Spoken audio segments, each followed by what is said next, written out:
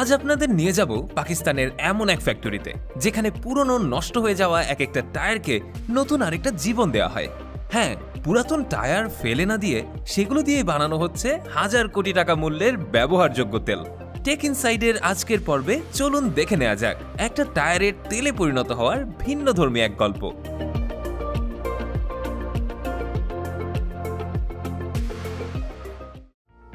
Tyre থেকে তেল বানানোর জন্য প্রথমেই হাজার হাজার পুরনো হয়ে যাওয়া টায়ার ফ্যাক্টরির সামনে এনে জড়ো করা হয়।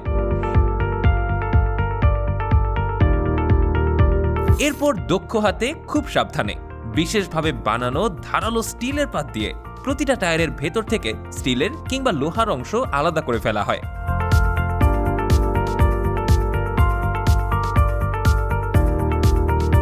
মূলত এই অংশটুকু আলাদা করে এগুলোকে পাঠিয়ে দেওয়া হয় কোনো রিসাইক্লিং প্ল্যান্টে, যাতে পুনর্ব্যবহার করে এগুলো দিয়েও আবারও রড কিংবা লোহা বানানো যায়।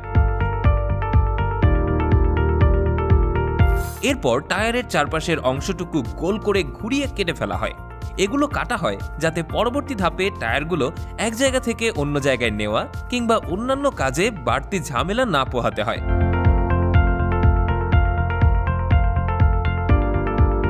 এরপর আগে থেকে কেটে স্তূপ করে রাখা এই টায়ারগুলোকে নিয়ে যাওয়া হয় কারখানার ভেতরের একটা বিশাল সাইজের চুল্লির ভেতর।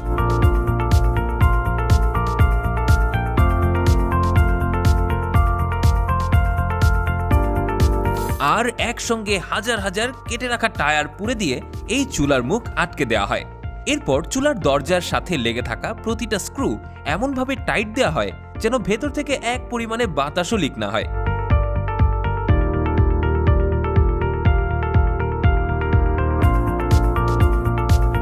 এরপর আসে এই চুলায় আগুন দেওয়ার পালা। আর এত বিশাল সাইজের চুলায় আগুন দেওয়ার জন্য প্রয়োজন হয় একসঙ্গে কয়েক মন কাঠ। আর ঘন্টার পর ঘন্টা এই টায়ারগুলোকে পোড়ানোর জন্য একজন কর্মী এই চুলার ভেতরে ঢুকে শুকনো কাঠ দিয়ে চারপাশটা ভালো মতো বোঝাই করে।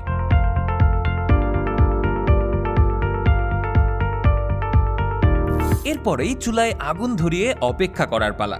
কখনো কখনো তো আবার পুরো চুলাটাকে স্বয়ংক্রিয় মেশিনের সাহায্যে চারদিকে ঘোরানো হয় যাতে আগুনের তাপ সব জায়গায় সমানভাবে পৌঁছাতে পারে।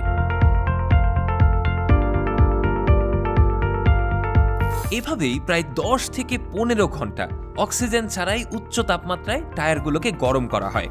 তাপের কারণে টায়ার পুড়ে না গিয়ে ধোঁয়ায় পরিণত হয়, যেটা কিনা অনেকটা প্রেসার কুকারে খাবার রান্না করার মতো।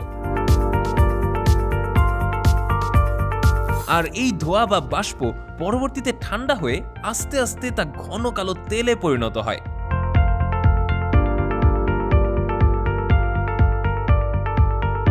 বৈজ্ঞানিক ভাষায় এভাবে টায়ার থেকে তেল বের করার প্রক্রিয়াকে বলা হয় পাইরোলাইসিস সিস্টেম।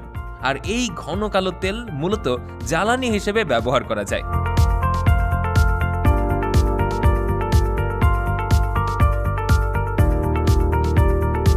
তাছাড়া এই প্রক্রিয়ায় আরও পাওয়া যায় কার্বন ব্ল্যাক পাউডার। উচ্চতা পেয়ে গলে গিয়ে ঠান্ডা হওয়ার পর কালো রঙের এই টায়ারের গুঁড়ো কিন্তু রাবার কিংবা প্লাস্টিক শিল্পের এক মহামূল্যবান কাঁচামাল।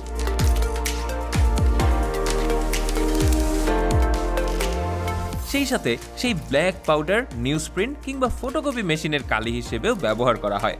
তাছাড়া টায়ারের ভেতরে থাকা স্টিলের তারগুলোও কিন্তু একেবারেই ফেলে দেওয়া হয় না। এগুলোকেও পুনর্ব্যবহার করে আবারও লোহা কিংবা স্টিলে পরিণত করা হয়।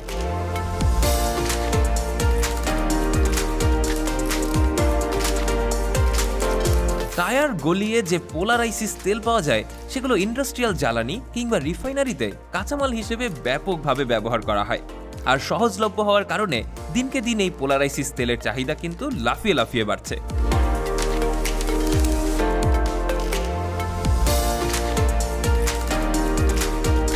তবে টায়ার দিয়ে তেল তৈরি করার এই প্রক্রিয়ায় গ্যাস, ধোঁয়া ও বর্জ্য উৎপন্ন হয়, যা সঠিক প্রযুক্তি ও নিয়ন্ত্রণ না থাকলে শ্রমিকের পরিবেশের জন্য তা মারাত্মক ঝুঁকির কারণ হতে পারে।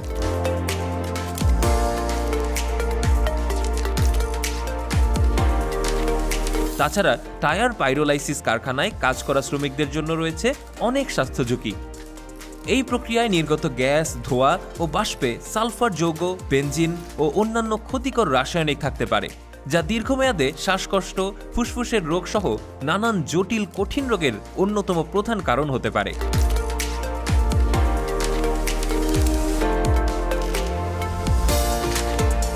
তবে শ্রমিকদের স্বাস্থ্য ঝুঁকি কিংবা পরিবেশের এই ঝুঁকিগুলো কিন্তু নিয়ন্ত্রণযোগ্য। আধুনিক filter, scrubber, gas control system এবং নিরাপত্তা মান মেনে চললে ক্ষতি অনেকটাই কমানো সম্ভব। প্রতি বছর সারা পৃথিবীতে প্রায় 1.5 বিলিয়নেরও বেশি টায়ার ব্যবহারের পর বাতিল হিসেবে ফেলে দেওয়া হয়। একটি টায়ার সরাসরি পুড়িয়ে ফেললে বাতাসে ছড়িয়ে পড়ে বিষাক্ত ধোঁয়া, কার্বন মনোক্সাইড সহ নানান ক্ষতিকর সব উপাদান। আর তাছাড়া ফেলে দেওয়ার পর একটা টায়ার মাটির সাথে মিশতে প্রায় 4000 বছর সময় লাগে। তাহলে বুঝতে পারছেন একটা টায়ার আমাদের পরিবেশের জন্য ঠিক কতটা ক্ষতিকর।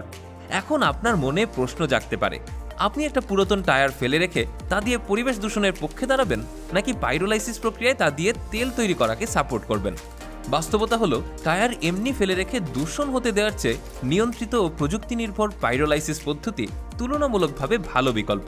তবে পাইরোলাইসিস নিখুঁত সমাধান নয়, কিন্তু অবহেলা করার চেয়ে এটি অনেক বেশি দায়িত্বশীল একটা পথ। শেষ করছি টেক ইনসাইডের আজকের পর্ব। খুব শীঘ্রই ফিরবো নতুন কোনো ফ্যাক্টরি, কারখানা কিংবা মেশিনের গল্প নিয়ে।